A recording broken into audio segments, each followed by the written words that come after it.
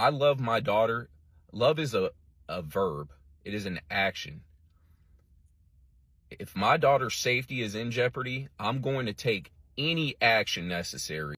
This single dad said that he was convicted with disorderly conduct. Let us listen to what he has to say. Then we'll talk about it. All right, so bear with me because I've been holding this in for a while. Basically, the last 5 years, I've been working Uber as a single dad. And on Friday, June 13th, 2025, I was out working and I get a request from a person named Braden from my address. Now, about a couple weeks prior to this, I found out that my daughter has a boyfriend named Braden.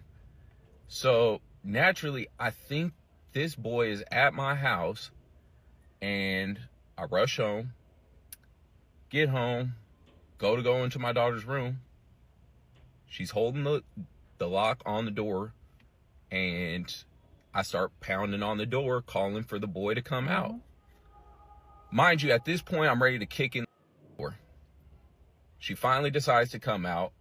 I'm looking through the room, through the closet, and everywhere else. He's not there, thankfully, right? So I have her call the boy, get him on the phone, and then I tell him to put his parents on the phone. Talked to his dad, asked him had he been there the whole time. He said, yeah. I let him know that he is not allowed at my house. So after that, I go into the garage, I call my ex-wife, and let her know that our daughter was planning on getting in an Uber without permission to go to this boy's house. And mind you, my ex-wife, that's just that's just a different story I'm not going to get into right now. I hung up with her, and I find out my daughter's on the phone with 911. Now, mind you, I love my daughter very much. I'm not talking about the shallow love that most people think of as like a feeling. I love my daughter. Love is a verb. It is an action. If my daughter's safety is in jeopardy, I'm going to take any action necessary to protect her. So I go in the room. She's on the phone with 911. Then her mama calls me. I sitting there asking her, like, you know, because her mom's saying, like, she's on the way and shit. So I'm like, cool, whatever. She can go stay with her mom, right? Because I'm heated at this point. Then police show up. I'm at the door explaining to the police what happened, right? So this punk ass, which, mind you, I don't want no help from the police. I don't need no help from the police. I've been assaulted. I've been robbed. And I've never received any help from any police ever. So I don't want your help. I don't need your help. So we go on with the story. He's a little bit tense because he's a pussy. And yeah, just because, you know, I'm showing him up and he's scared, they reach into my house. Mind you, I'm still in the doorway. I didn't come outside or anything because I already know where the shit is going. And they reach into my house, place me under arrest, and it goes on. You know, they took me in and shit, had me in the back of the police car, with no air conditioner, sweating my ass off back there. We're in Arizona, mind you, and the punk ass has got me back there, sweating my ass off. Get to the police station. They got me on the bench, booking me in, taking hella long, don't offer me no water, check on me, no type of shit. So then I go to court. At the bench trial, they played the 911 recording for my daughter, which in the beginning of the call, she says, I know I'm not supposed to be calling the emergency number if it's not an emergency. And the judge is asking her questions like, did your dad harm you? She said no. Did your dad threaten to harm you? No. and they played the body cam footage from the officer, which they only play a 30-second clip towards the end, after I had already explained the situation, was, as cordial as I could be with him at first. And yeah, the judge, I thought, was going to dismiss it, but they convicted me of disorderly conduct, domestic violence, failure to identify. I'm appealing it right now because at the end of the day, I should have the right to do anything necessary if I think someone is in my house that should not be there. And if you think any different, then you're a pussy. All right, so since some people think I'm lying about the story from yesterday, I'm gonna clarify a couple things. If you don't know how Uber works, it's an app, sends you ride requests. I was sent a request. The name on the ride was Braden. The address was my address. After I accepted the request, it got canceled. So they knew that I got the request. So I sped home, come home. This is the door to the garage. Go into the garage, go into the house. This is my daughter's room, my daughter's door. I go into the door. She's holding it locked. So right now, automatically, I already thought he was here from the request, but now she's holding it, so I really think he's here. Go to start pounding on the door. She finally comes, unlocks the door. I go in there, and I went through the closet and, under the bed looking for him, right? So he wasn't here, and I had her call the boy, get him on the phone, got his dad, talked to his dad and let him know that he was not allowed at my house. I didn't even say nothing about them. I didn't say they couldn't be dating, none of that. I wasn't being, some people in the comments want to say that I'm being controlling and all that shit. No, that's not how it's going down.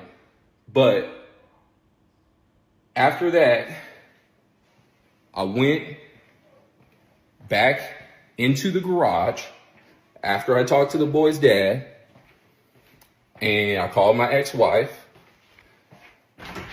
and let her know that our daughter was either, one, from my initial thought, either having someone at the house that was not supposed to be here, or two, that she was going to get into an Uber, which she did not have permission to do either one. So, and yeah, I might have been saying some things, but there was nothing. No one was harmed. No one was threatened to be harmed. So I came out here. I'm talking to my ex-wife. That's when my daughter is on the phone with 911.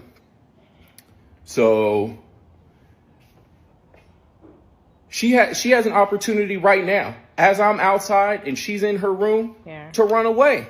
If there's really that big of a threat, right? So I go back into the room, and you can hear it on the 911 recording. I'm asking her, you want your mom to come pick you up?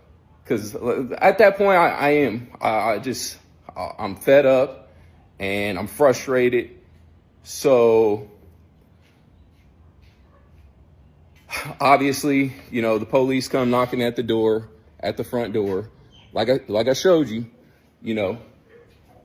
this is the garage door, and the garage is open, right? So I go to the front door to talk to the police. So right now she has another opportunity to go out the garage door, and I'm standing here talking to him, and they're trying their little bullshit tactics, trying to be my friend and shit. But basically, because I stopped answering the questions, I guess he felt some type of way. So I'm standing here like this. And like I said, I am going to post the 911 call and the body cam footage. I'm not gonna lie. In the body cam footage towards the end, bro, after they already, are playing that shit. Yeah, I told them I'm pissed, man. So they reach into my house. I'm standing here like his. He reaches into my house and fucking grabs me. They place me under arrest, put me in the car. Like I said, no air conditioner in the car. Sweating my ass off back there. Get taken in. I'm going through the whole little thing. And like even the public defender, man, this should tell you something. The public defender said, man, this case is bullshit. I'm going to try to get it dismissed. But I guess he couldn't because the prosecutor, they feel some type of way. My son was here too. My son's 11. He was here at the time. They tried to add another disorderly conduct, domestic violence charge, and that one got dropped.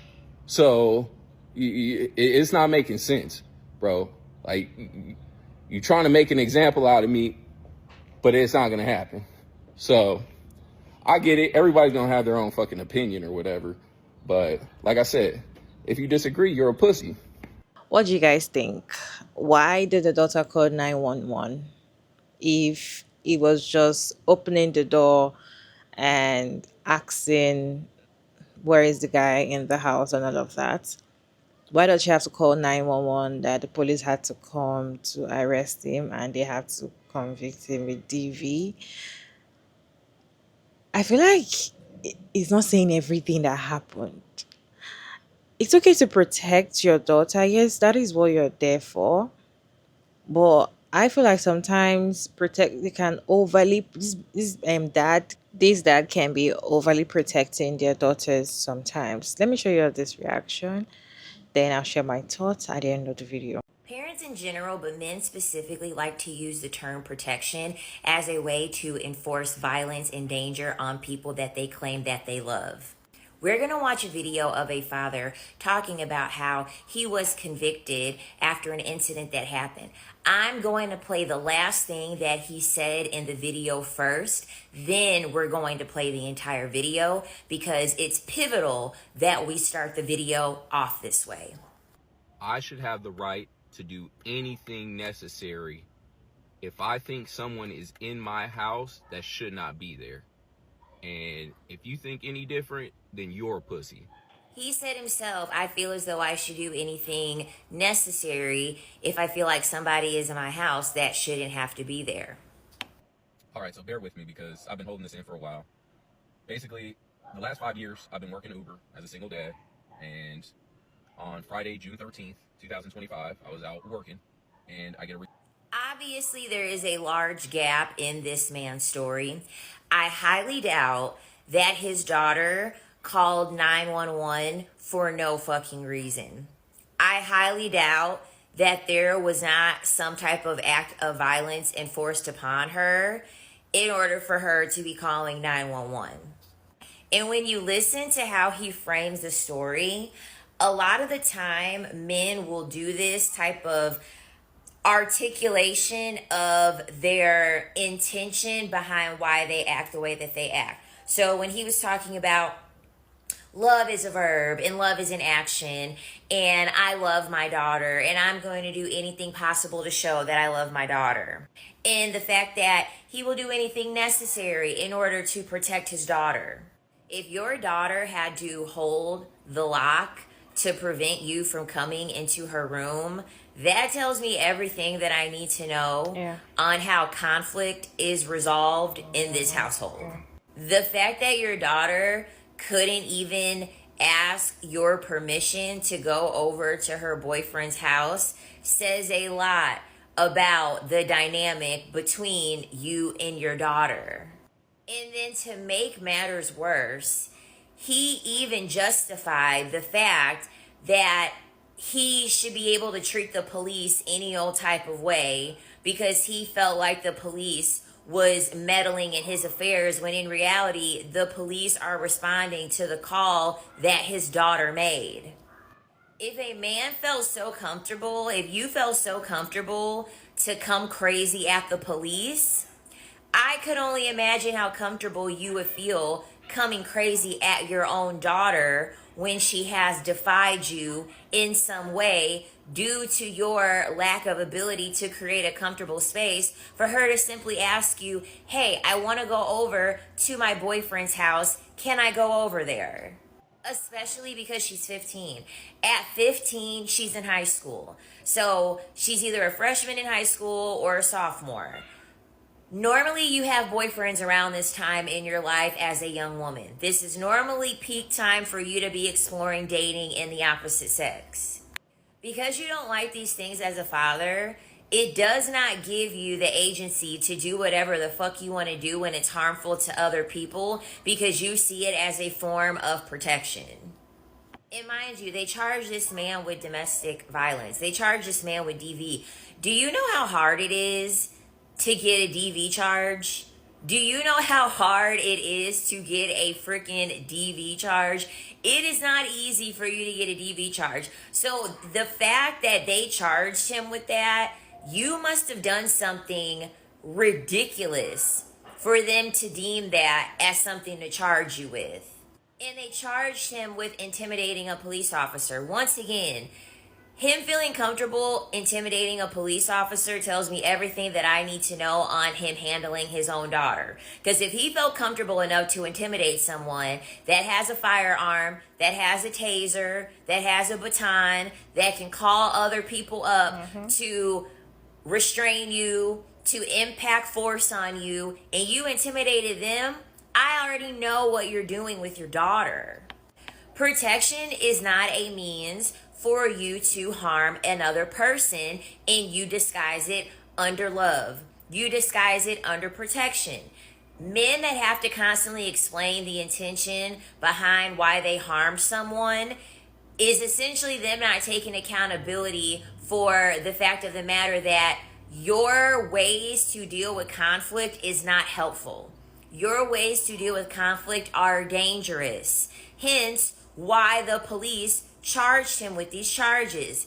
I really hope that this daughter can go back living with her mother or at least with a guardian who knows how to handle conflict resolution and understands how to parent children appropriately. So I feel like maybe when he entered the house because it was already boiling. Imagine you're doing Uber and you got a request and you saw the address was your house and you don't know it was a guy. And you know that it's only your daughter that is at home, a 15-year-old daughter that is at home, that you don't know that she has a boyfriend. And you don't even want her to have a boyfriend at that age. That's anger. Probably go home and you already scared her, opening the door, shouting or screaming, and be like, "Where is he? Where is he?" Because it was like he entered the house and she was trying to hold the door because it must have been, angry and shouting and screaming, probably scaring her already. And that's why she tries to hold the door to protect herself. And maybe eventually he, of course, is stronger than her and he entered the house. He said he looked at the closet, he looked at this place, he looked at everywhere to see probably she was hiding somebody in the house.